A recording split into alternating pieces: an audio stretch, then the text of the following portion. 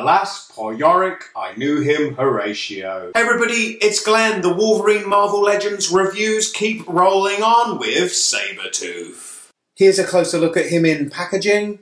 This is of course the Puck Build-A-Figure series, so it comes with Puck's itty bitty little head. Now looking at the packaging back, and I'll quickly read the bio to you. Sabretooth, a legacy in Weapon X, regenerative powers, ferocious strength, the Wolverine has met his match. Picture of Sabretooth taking a wild swipe, either that or sniffing his armpit. Picture of completed Build-A-Figure Puck, which I'll get to in a review here on my channel tomorrow. Other figures in the line include Cyclops, Wolverine, and a picture of Rogue, which was cut from this line, and we got just Emma Frost. Let me know in the comments below if you would prefer Rogue to Emma. I so would have done. Here is Sabretooth out of packaging, and I have heard some critical voices of this figure already, but I have to say, having reviewed Emma Frost and Cyclops, this is my favourite figure of this wave. It does of course share the same body as Hyperion from the Hit Monkey wave, given away somewhat by the holes in Sabretooth's back, which of course were originally intended for Hyperion's cape.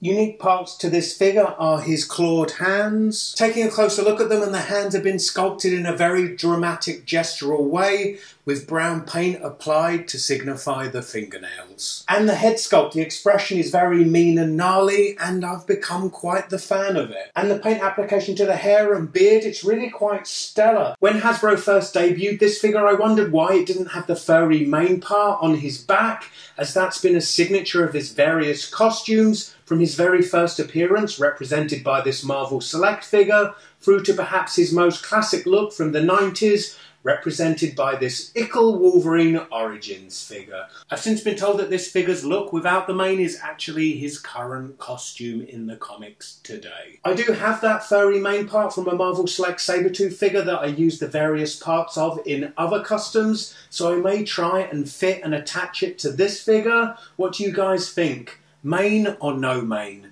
To quote Shakespeare again, to be or not to be. Do you think that's a customization that this figure would benefit from? Let me know in the comments below. I think some of the complaint with the figure may be to do with his size, yet in the comics, depending on what artist is drawing him, his size really does vary greatly. If I bring out my measuring tape, he measures just under 7 inches. If I bring in the Marvel Select Sabretooth, again there's a side-by-side comparison of the two figures, but then you've got to remember that Marvel Select is a 7-inch scale line, whereas Marvel Legends is 6-inch scale. Here is Sabretooth next to Cyclops from the same wave, and if we take Cyclops to say be an average size guy, then I think there's enough height and bulk differential between the two for people not to complain too much. I'll quickly go over the figure's articulation. He rotates at the head. He also looks up and down a real decent amount. Rotates at the shoulder and moves up and down.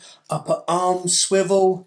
Has a single jointed elbow, rotates at the wrist and is also hinged to move up and down. Figure has an ab crunch which moves this far forward and this far back. Rotates at the waist. At the hips he moves out and back in and front, but not so much back. Has a double jointed knee.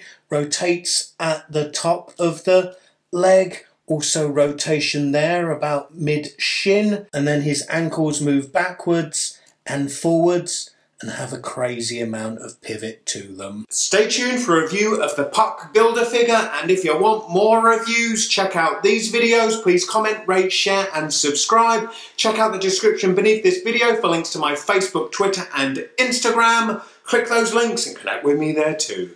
Hope to see you in my next video. Bye.